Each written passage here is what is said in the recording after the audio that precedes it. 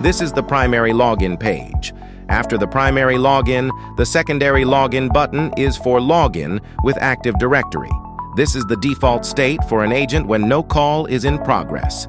Agent can use the other vertical accordions at any point to view information. The agent has an incoming call. Let's accept to start the calling and transferring journey.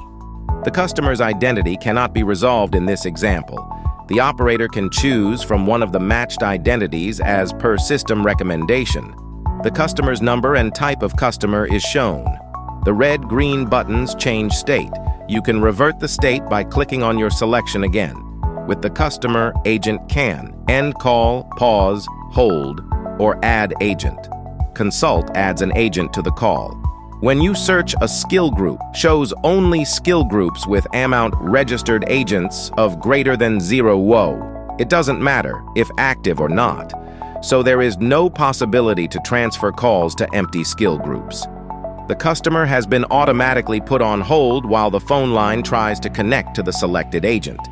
Status is waiting because the selected agent is on another call and there is an wait time, as indicated by LWT. Longest wait time. The call has been ended. A summary is displayed with a button to return to the default page, hide your state,